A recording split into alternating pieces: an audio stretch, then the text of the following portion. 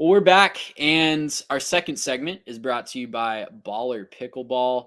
Some of the best pickleball paddles on the market, high quality materials, low price, a great paddle for any level pickleball player. Come join the fastest growing sport in America and give yourself an edge with a Baller Pickleball paddle.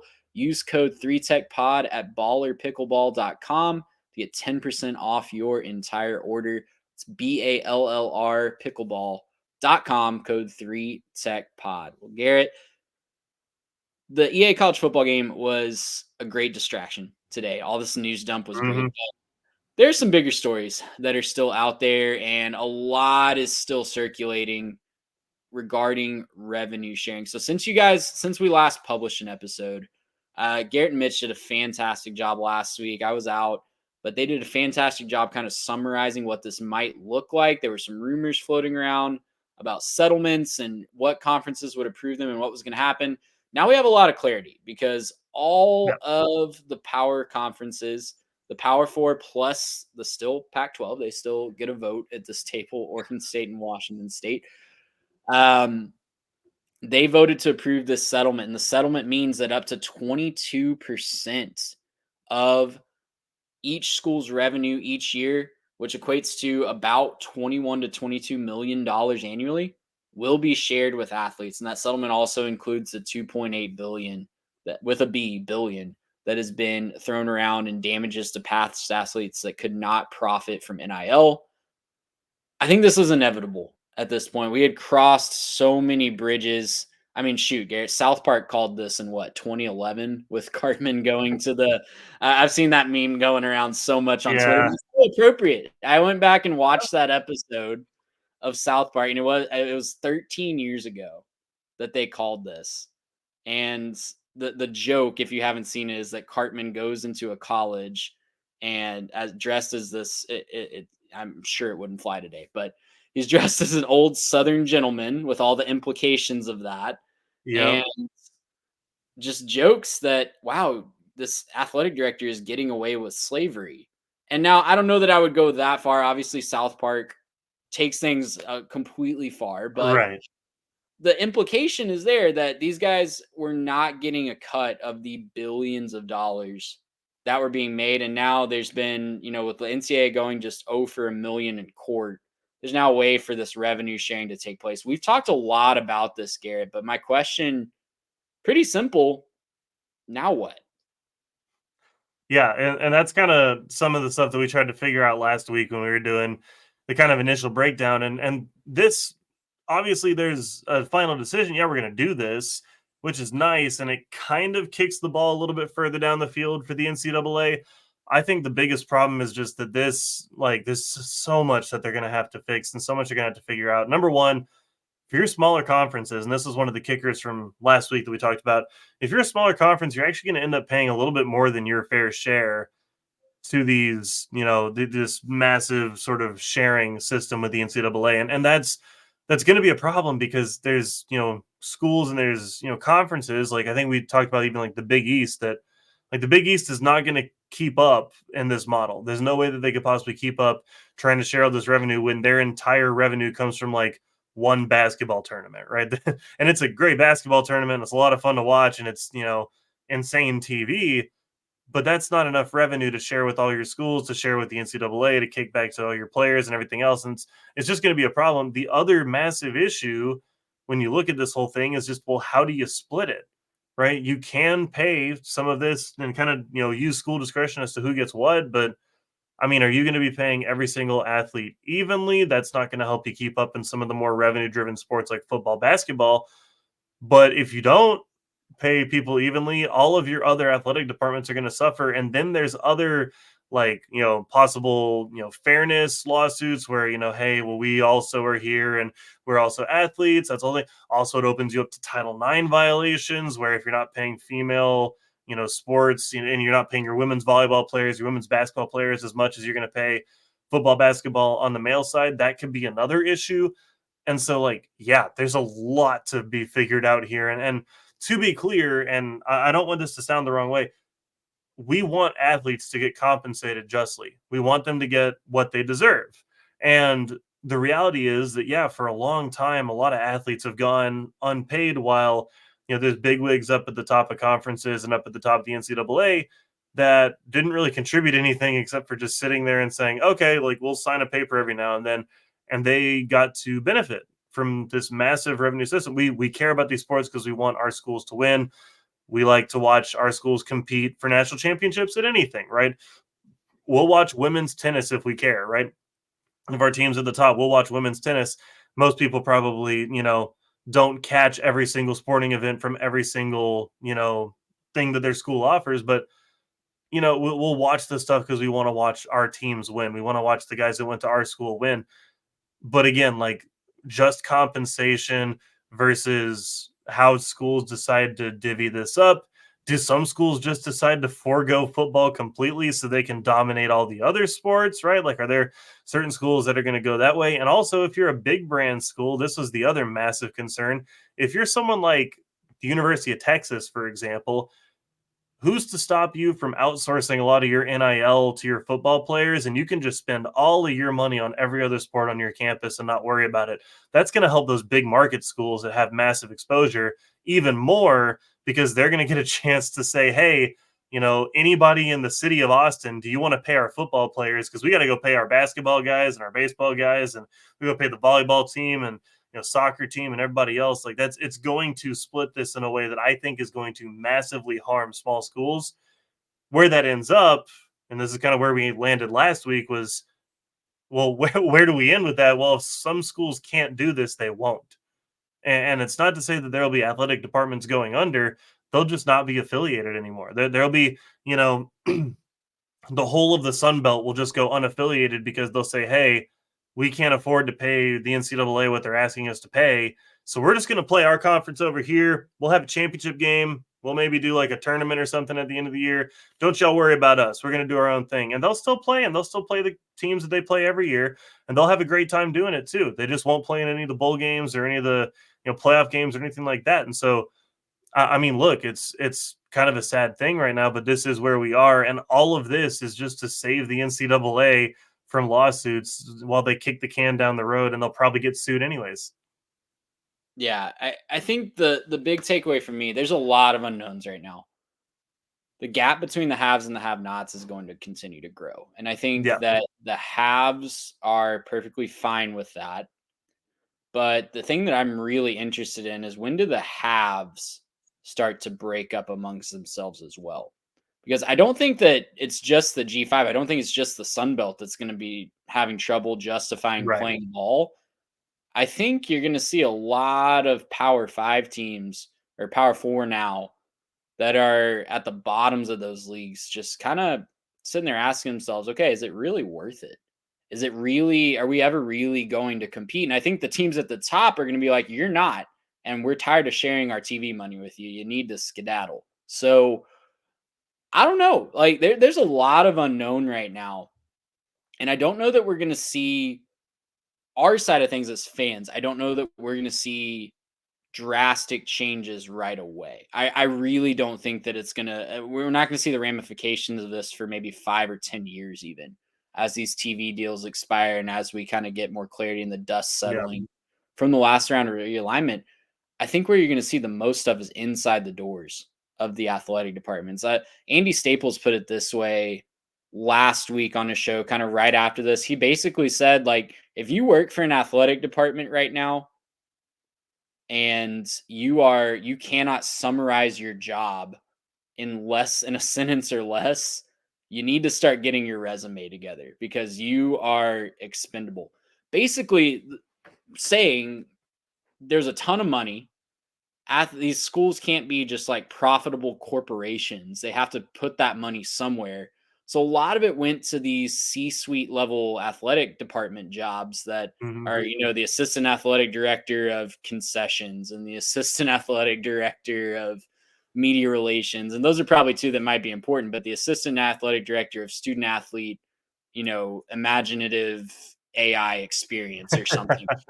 Just all these titles that they're probably, respectfully, very smart people that got there somehow, but they're probably not doing a lot in the day to day. And their Mhm. job is very high level. And we saw this at Texas A&M, right? Texas A&M, Trev Alberts comes in within a few weeks. I think it's really obvious now to say that he knew what was coming down the pipe and just was very proactive in letting a lot of people that have been working at A&M go, working at A&M for a long time go. So Well, and A&M the was Aggies kind of, also had to find a little bit of money for a certain buyout that they just well, purchased. yes, Yeah. there's There were definitely some that. financial issues within Texas A&M that are special amongst college football right now. I need that drop from the TikTok kid that's like, I make bad financial decisions right now, because that's Texas A&M. Bad financial decision right now. But yes, coach buyouts notwithstanding, A&M was cash committed in a lot of places, Yes. absolutely. But I think it's fair to say that he also knew that this was coming, and he was Yeah, very no, for Trevor sure. Roberts was very proactive and let a lot of people go. A&M kind of became the poster child and kind of the whoa, like what are they doing? Something must be wrong over there. You're gonna see that at pretty much every athletic department across the country, and not only athletic departments as a whole, like the central administration. I think the days of having 50 analysts on your staff and just hiring random fired coach to be an analyst for 2 weeks, I think those are over for pretty much Yeah. every single program because they're just not going to be able to afford it anymore.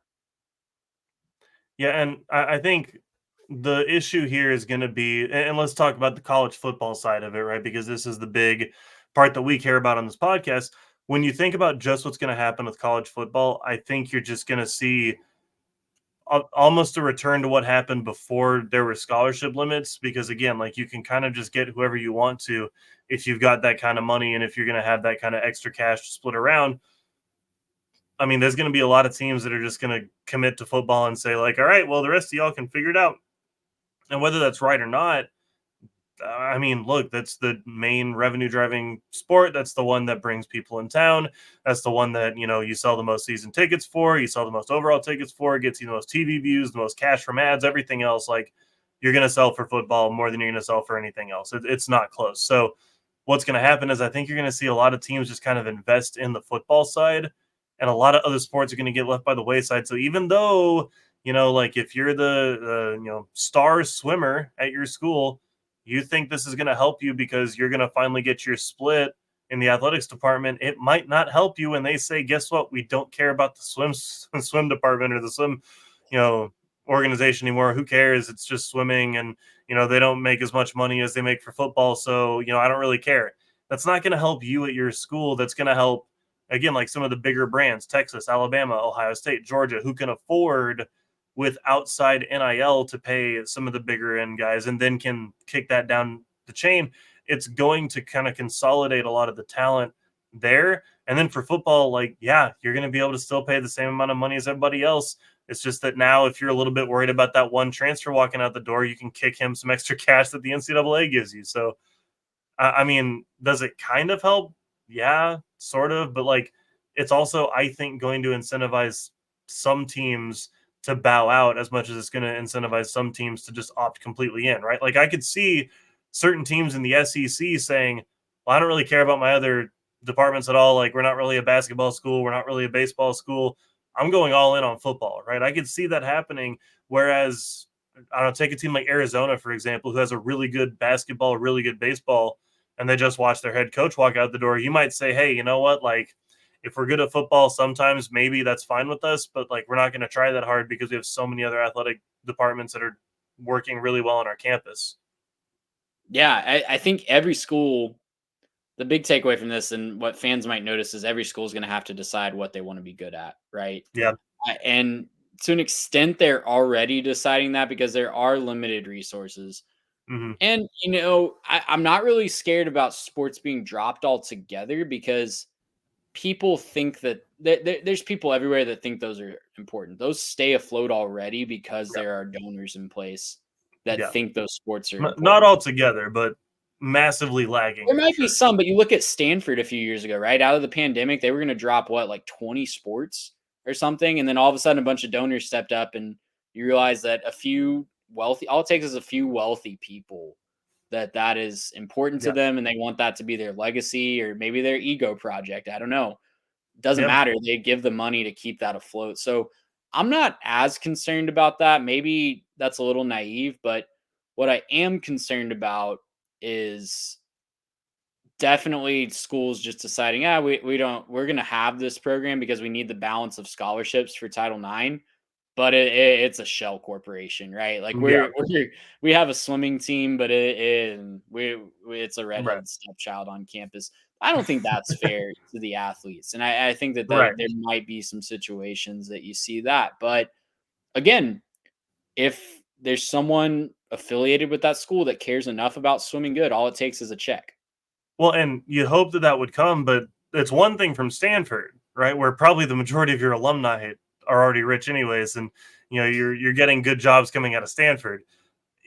I mean, what if you're, pick any other team in the country that doesn't have as rich of an alumni base, which is, I mean, most of them, honestly, you're not gonna be able to call up as many donors, right? If you're, say Kansas State, you got some rich donors, but you don't have the same kind of money Stanford has in your alumni base. It's just not possible for that to be true.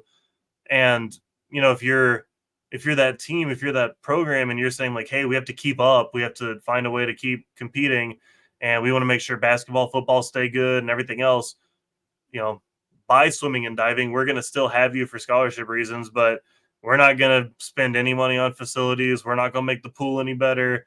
We're not going to, spend money on better equipment, better training facilities, none of that stuff. You get your pool, you get to figure that out. Y'all can, train or whatever. We don't care if you win because we're trying to do that. I'm not saying Kansas State would do that, but I'm saying that's the kind of thing you can expect to see from a lot of these teams. And then, yeah, it's going to be even worse at the G5 level where money's already tighter and TV deals are already, less lucrative.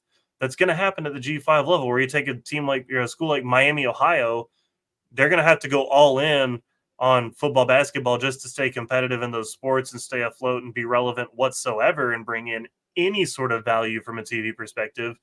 And then, who cares about baseball? Who cares about women's basketball, women's volleyball, like whatever it is? Who cares about those? Because those aren't the ones everyone's watching, anyways. We got to really be focused over here. That's kind of the concern is like, what does this do to the G5 level? There's going to be teams at bigger conferences, bigger schools, whatever else. They're going to be able to stay afloat. I'm nervous about what it means for the people down the chain.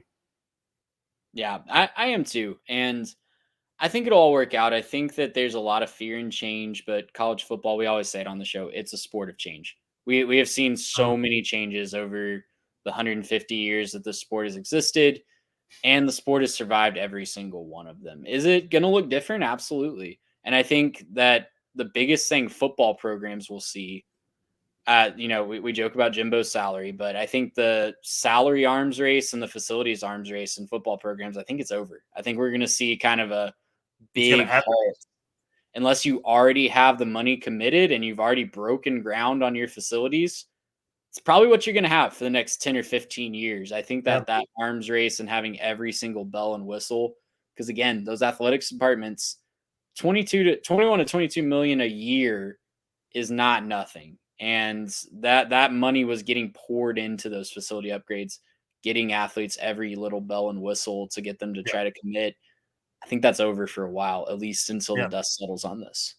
Well, and the other thing that I said last week that I want to make sure I'm, landing on a positive note is like this doesn't mean the end of sports at your school. It just might mean the eventual end of the NCAA. Like if you're let's say that it's the MAC, we just mentioned Miami. Like if it's the MAC and the MAC can't come up with the money to pay the NCAA, they're not going to. They're just going to go unaffiliated and they're going to play football next year anyway. They're still going to play Toledo at Miami or whatever else, and they're going to play. Like if you have pads and a stadium and fans that want to buy tickets, you don't have to put the NCAA up on the board and have this be an officially sanctioned event. You can call it a glorified scrimmage or whatever you want to. They'll still play the games, right? Like you still have the equipment, you still have the stuff. You got people that want to watch it, so like they're going to still play. It's just about what this means for the NCAA going forward. And I think that's kind of the kicker here is as more and more of these schools and as more and more of these conferences can't keep up, they won't. They'll just drop by the wayside. Kind of have two parallel college footballs until eventually everyone realizes, hey, this thing's kind of rigged. It's kind of bad. Let's find a way to unite it again.